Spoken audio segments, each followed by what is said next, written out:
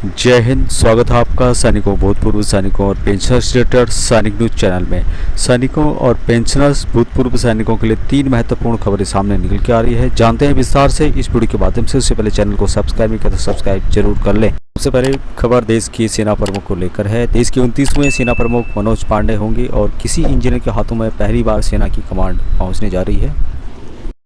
Lieutenant general Manoj Pandey देश के नए आर्मी चीफ होंगे। 29वें सेना प्रमुख के पद पर पहुंचने वाले वे पहले इंजीनियर हैं। अब तक इन्फेंट्री, आर्टिलरी और आर्मर्ड अधिकारी ही सेना प्रमुख बनते रहे हैं। Lieutenant general Manoj Pande general MS Naravane का स्थान लेंगे। लेफ्टिनेंट जनरल पांडे अभी सेना की उप प्रमुख हैं।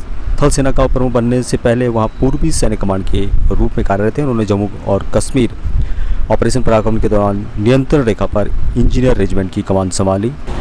नेक्स्ट जो खबर है इक्वल MSP को लेकर है। दिल्ली हाई कोर्ट में एक समान मिलिट्री पे सभी रैंकों को दिए जाने के संबंध में एक केस 2018 से voice of exception society and ORs versus union of India and NR के बीच में चल रहा है।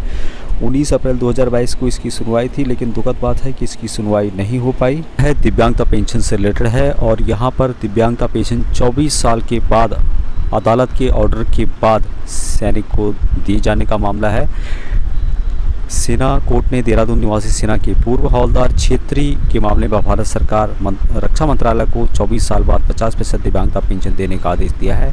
मामला 1998 का है, जिसमें कि जो सैनिक था लेह लद्दाख -40 डिग्री में पोस्टिंग था और बर्फीले तूफान के कारण इसकी आंखों की रोशनी चली गई।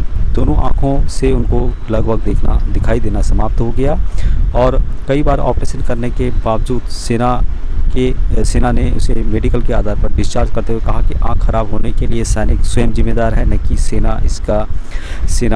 सेना जिम्मेदार है। इसलिए इसका लाभ सैनिक को नहीं दिया जा सकता। सेना से इस प्रकार निकाले जाने से क्षुब्ध सैनिक ने रक्षा मंत्रालय के सामने अपील की, लेकिन हर बार सेना ने उसे दिव्यांगता पेंशन देने से मना कर दिया। उसके बाद पीड़ित ने अधिवक्ता विजय कुमार पांडे के माध्यम से सशस्त्र बल अधिकरण लखनऊ में वाद दायर किया और भारत सरकार रक्षा मंत्रालय के अधिवक्ता ने इतने लंबे समय बाद मुकदमे की सुनवाई करने को कानून के विरुद्ध मानते हुए न्यायालय के सामने दलील दी कि न्याय उन्हीं के लिए है जो अपने अधिकारों के प्रति सजग हो, ऐसे लोगों के लिए नहीं जो लंबे समय तक उदासीन रहें।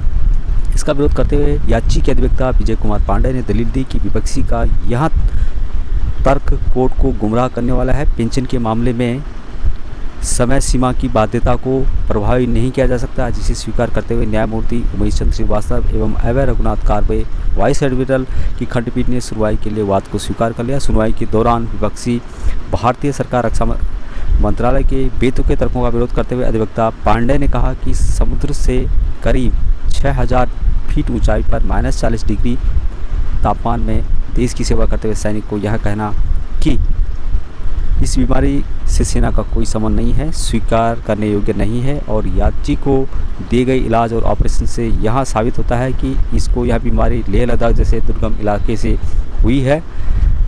उसकी दिव्यांगता को कानूनी प्रतीक के बाहर बताना तर्कसंगत नहीं है। याची के अधिवक्ता पांडे की दलीलों को स्वीकार करते हुए न्यायमूर्ति उमेश श्रीवास्तव, वाइस एडमिरल अभय रघुनाथ कारवे की खंडपीठ ने 8% ब्याज दर के साथ दिव्यांगता पेंशन देने का आदेश दिया और निर्देशित किया कि याचिका मेडिकल दोबारा कराया जाए, जिससे उसकी दिव्यांगता को जाना जा सके और उसके आधार पर उसे पेंशन दी जा सके। तो इसी तरह का दोस्तों किसी का मामला है, कोई भूतपूर्व सैनिक इससे रिलेटेड है तो वो भी इस तरह का केस कर सकता है, जहाँ पे कि भारत सरकार जो सेना है उसने उदासीनता दिखाई हो, तो वहाँ अपने अधिकारों को लड़ने के लिए अपने अधिकार को जानते हुए केस कर सकता है और अपनी दिव्यांगता पेंशन ले सकता है। तो आज के लिए इतने ही। जय हिंद।